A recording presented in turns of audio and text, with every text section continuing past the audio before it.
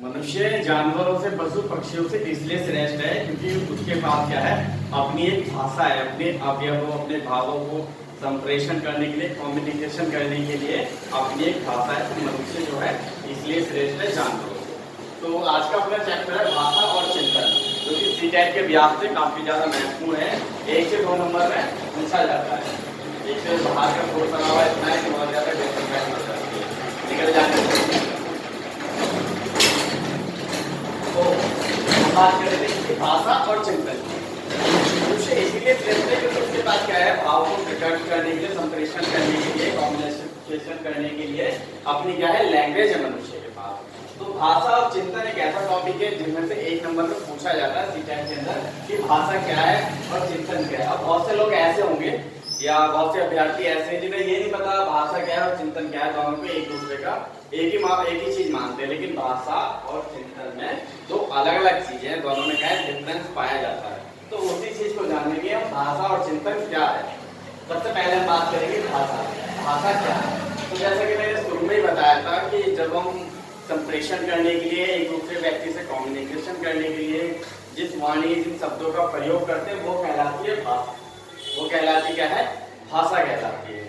और दूसरा है अपना चिंतन। अब चिंतन क्या है, कमेंट में करके बता दीजिएगा कोई भी जो बच्चा जानता हो चिंतन, लेकिन फिर भी मैं बता देता हूँ कि चिंतन होता क्या है। चिंतन क्या होता है, जब कोई समस्या हमारे सामने क्रिएट होती है तो उसके बाद में जो हम सोचते हैं, तर्क वितर्क करते हैं, वो होता है कि चिंतन करना।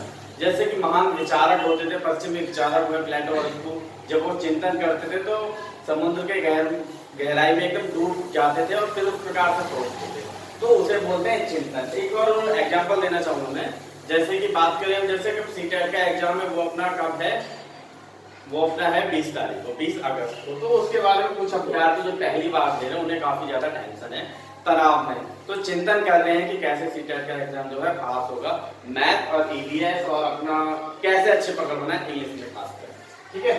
तो वो होता है चिंतन। जब किसी समस्या के बारे में हम क्या करते हैं, सोचते हैं, तर्क वितर्क करते हैं, तब वो कहलाता है चिंतन। और भाषा क्या है, संप्रेषण, कम्युनिकेशन करने का।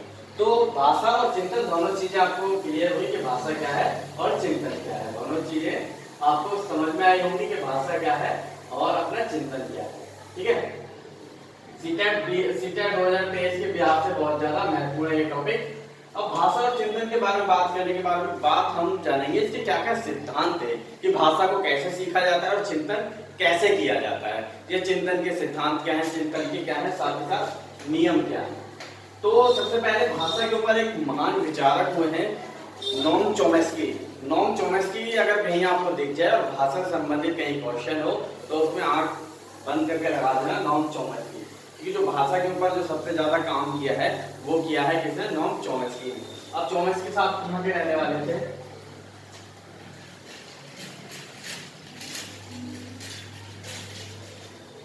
ये है बच्चों, समझ लेना थोड़ा सा, ठीक है। ये थे अमेरिका के। ज्यादातर जो वैज्ञानिक हुए, बाल मनोवैज्ञानिक हैं, शिक्षा शास्त्री हैं, वो सारे विदेशों को ही देखने को मिलेंगे। भारतीय बहुत ज्यादा है, तो इस पर काम करना है हमें और आपको, ठीक है, और उभर के आना है। तो भाषा, भारतीय भाषा में दिया, भारतीय शिक्षा शास्त्र की बात करें तो उसमें गिजुभाई बटेका जैसी कुछ है जिनका नाम हम लेते हैं। तो नोम चोम्स्की थे, वो कहाँ के रहने वाले थे, वो थे अमेरिका के रहने वाले। इन्होंने बताया कि जो बच्चा होता है, बच्चे के मस्तिष्क में भाषा को सीखने की क्या होती है, जन्मजात क्षमता होती है। अब ये वाली लाइन एकदम रखी हुई मिल जाएगी आपको एग्जाम के अंदर, एकदम डिक्टो लाइन आपको देखने को मिल जाएगी कि बच्चे के जो मस्तिष्क होता है उसमें क्या होता है, भाषा को सीखने की एक जन्मजात क्या होती है, क्षमता होती है, जन्मजात क्षमता। इन्होंने बताया कि जो बच्चे का मस्तिष्क होता है उसमें एक प्रकार का डिवाइस होता है जिसे हम बोलते हैं LAD, लैंग्वेज एक्यूरेसी और डिवाइस, ठीक है, भाषा अधिग्रह यंत्र, यानी भाषा को सीखने का एक यंत्र।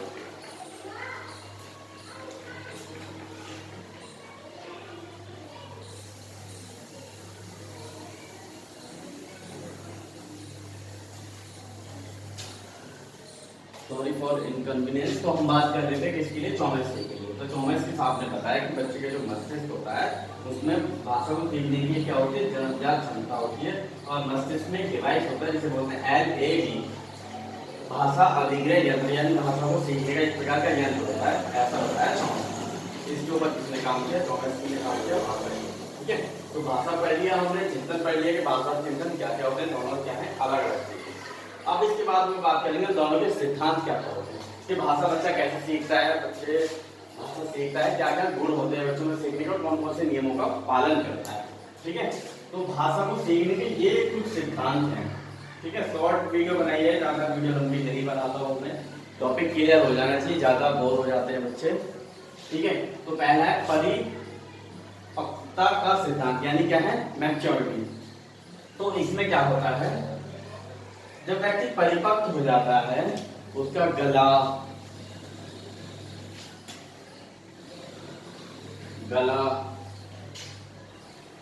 जीभ तालु और सभी चीजें क्या है, परिपक्व हो जाती है, मैच्योर्ड हो जाती हैं, तो वो अच्छी तरीके से क्या करने लग जाते हैं, भाषा पे अच्छी तरीके से क्या है, अपनी मजबूत पकड़ बना लेते हैं। कौन परेशान, वीडियो कॉल करनी जरूरी है।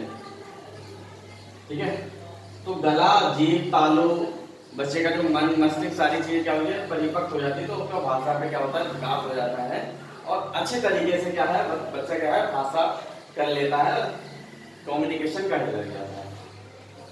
इसके बाद है अनुबंधन का सिद्धांत। अनुबंधन, ये सारे भाषा के सिद्धांत हैं, तीनों लाइन आपको देखने को मिल जाएगी, तो सिद्धांत भाषा का नहीं है, 3 ये जोड़ देंगे, 4 चौथी इसमें कोई जोड़ देंगे। तो ये परिपक्वता, अनुबंधन और अनुकरण, याद रखना है कि भाषा किस 3 चीज होते हैं, सीखते हैं। ठीक है, परिपक्वता, अनुबंधन और अनुकरण।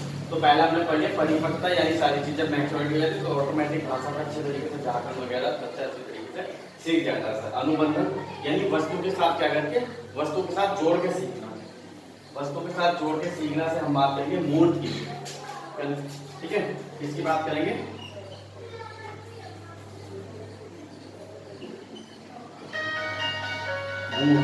यानी कोई वस्तु मूर्त है जो सामने उसके साथ जोड़ के बच्चा क्या है, भाषा बोलता है और क्या करता है, सीखता है। जैसे कि मान लीजिए सामने कैमरा लगा हुआ है और स्टैंड लगा हुआ है, तो वीडियो बन रही है, तो उसी के माध्यम से बच्चा जोड़ के भाषा को बोलेगा कि सामने कैमरा लगा हुआ है सर और वीडियो बन रही है। तो ये होता है अनुबंधन का सिद्धांत, यानी वस्तु के साथ जोड़ के क्या करना, सीखना, वस्तु के साथ जोड़ के सीखना। क्लासरूम चलिए, क्लासरूम में सारी चीजें हैं, तो बच्चा देख के जोड़ रहा है, क्लास में क्या चलिए, स्टडी चलिए, क्लास में पढ़ाई चलिए। इसके बाद है अनुकरण। अनुकरण का मतलब क्या होता है, नकल करना या करके सीखना। नकल करना, एक दूसरे की नकल करना, बंदर वाली नकल नहीं। इसमें जैसे परिवार होता है, परिवार के अंदर क्या करता है, परिवार के अंदर व्यक्ति का क्या होता है, परिवार के अंदर अच्छा बहुभाषा इस्तेमाल होती है या एकल भाषा इस्तेमाल होती है, तो बच्चा क्या है, सीखता है। अगर परिवार के अंदर 2 भाषा इस्तेमाल होती है, बहुभाषाएं बोली जाती है, तो बच्चे का जो विकास होता है वो बहुत ही अच्छे तरीके से होता है। बच्चा चहुमुखी विकास होता है, कह सकते हैं। वो बच्चा हिंदी सीखेगा, इंग्लिश सीखेगा, तो एक अच्छा विकास होगा। अगर अनुकरण करेगा बच्चा, मान लीजिए मम्मी इंग्लिश यूज करती है, पापा क्या करते हैं, हिंदी यूज करते हैं, तो लेकिन कहीं कहीं प्रभावित भी होता है, लेकिन विकास भी क्या होता है, अच्छा होता है। तो अनुकरण का होता है नकल करके सीखना। जैसे मेरे दोस्त छोटा बच्चा होता है, छोटे बच्चों को किसी दोस्त ने पानी को बोला, मम बोला, तो दूसरा ही बोल देगा, छोटा बहन भाई भी बोल देगा। जैसे कि छोटा बच्चा, उसका भाई बड़ा है, वो पानी को मम बोलता है, अभी तक 3 साल की एज में है, तो उसका जो छोटा भाई 1.5 साल का, वो उससे क्या मम बोलेगा। इस तरह का नकल करके जब बच्चा सीखता है, तो ये सारी चीजें परिपक्वता, अनुबंधन और अनुकरण के माध्यम से। आई होप तीनों चीजें आपको समझाई होंगी। मूर्त यानी वस्तु के साथ क्या है, जो वस्तु सामने है उसके साथ जोड़ के सीखना, मूर्त कॉन्सेप्ट होता है। ठीक है, इसके बाद करेंगे हम चिंतन की। तो चिंतन के भी कुछ सिद्धांत है, भाषा के सिद्धांत आपको क्लियर होंगे कि भाषा के क्या क्या सिद्धांत है, भाषा पे किसने काम किया है, किस पर किसने काम किया है, नॉम चॉम्स्की। हाँ, तो भाषा पे जो काम किया है वो किया है नॉम चॉम्स्की साहब, अमेरिका के वैज्ञानिक थे। तो हम बात कर रहे थे, अब चिंतन की बात करेंगे। ठीक है, तो चिंतन के ऊपर होता है, चिंतन आपको पता है किसी समस्या के बारे में जब हम सोचते हैं तो वो क्या कहलाता है, चिंतन कहलाता है। ठीक है, जो महान विचारक होते हैं वो उदासु प्रवृत्ति के होते हैं, क्योंकि वो चिंतन करते हैं, खुशहाल नहीं होते हैं। ठीक है, तो पहला है स्वलीन चिंतन। स्वलीन चिंतन होता है अपने आप में गुमसुम रहना, अपने आप में परिकल्पनाएं बनाना, स्वलीन चिंतन, मैं आसमान में उड़ूंगा, हवाई जहाज उड़ना है, तो हवाई जहाज होगा तो हवाई जहाज बैठेगा जब तो उड़ेगा, लेकिन अकेला नहीं उड़ पाएगा। तो अपने आप में ऐसे चिंतन बनाना स्वलीन चिंतन कहलाता है, खुद से। ठीक है, नाम से होता है स्वयं, जहाँ पे स्वयं से माँ होता है तो खुद से जोड़ने की बात आती है, स्वलीन चिंतन करना। ठीक है, इसके बाद है अभिसारी चिंतन। अभिसारी चिंतन यानी क्रिएटिव।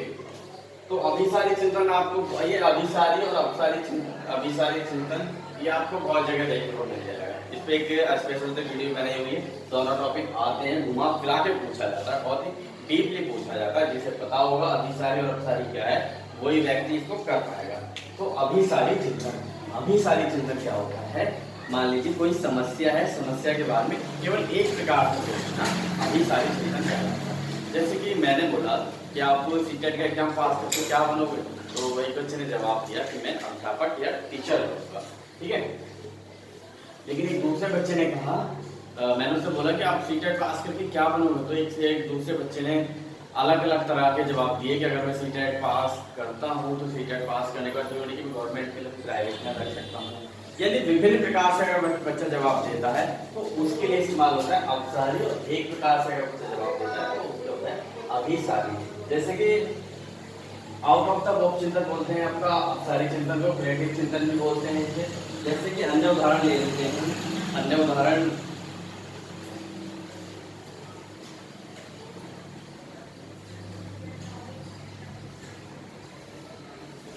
तो हम बात करें तो अपसारी और अभिसारी की। पहले हम बात करेंगे अपसारी। अपसारी के उदाहरण क्या क्या होते हैं? जैसे कि पेड़ के 5 लाभ बताओ। पेड़ के 5 लाभ कुछ भी हो सकते हैं, खुले अंत वाले हैं ये, और खुले अंत वाले क्वेश्चन पूछे जाते हैं अपसारी में, और बंद अंत वाले पूछे जाते हैं जिसमें अभिसारी चिंतन में। जैसे कि पेड़ के जो फल होता है, पेड़ का फल का क्या नाम है? ठीक है, तो मुख्य अंत वाले होते हैं, अभिसारी होते हैं आपके कहते हैं बंद अंत वाले। जैसे कि मैं बोलूँ, जैसे ये ट्रेन कहाँ जाएगी, तो ये ट्रेन क्या है, मेरठ से अपना हरिद्वार जाएगी। अब अपसारी में ये ट्रेन कहाँ का जाएगी, तो 4 जगह घूम घूम के जाएगी, तो उसके लिए अपसारी होता है। ठीक है, तो दोनों चीज क्लियर हो गई होंगी आपको। ठीक है, और ये है आलोचनात्मक चिंतन। ये बहुत ज्यादा महत्वपूर्ण है। आलोचना से क्या होता है, तर्क वितर्क करके किसी बात को, किसी कॉन्सेप्ट को सोचना और उसे स्वीकार करना, यानी गुण और दोष। अगर किसी व्यक्ति में गुण और दोष दोनों को स्वीकार करके आप उसे अपनाते हैं तो वही तो सच्चा प्रेम होता है।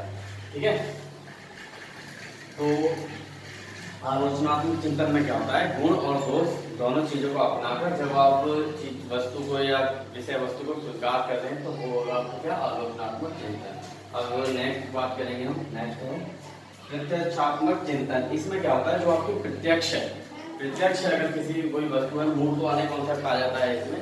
जो वस्तु आपके सामने उसके बारे में आप सोच रहे हो तो बोलता है आपको प्रत्यक्ष आत्मक चिंतन। ठीक है, प्रत्यक्षात्मक चिंतन सामने से क्लियर होता है, यानी मूर्त वाले कॉन्सेप्ट आ जाता है इसमें। कोई वस्तु सामने मेरे डेस्क रखी हुई है, सामने मेरे कोई बैठा हुआ है, उसके बारे में सोच रहा हूँ, तो हो गया। अब ये हो गया प्रत्यक्षात्मक, यानी जो वस्तु सामने नहीं है उसके बारे में भी इसमें अमूर्त वाला कॉन्सेप्ट आ जाएगा।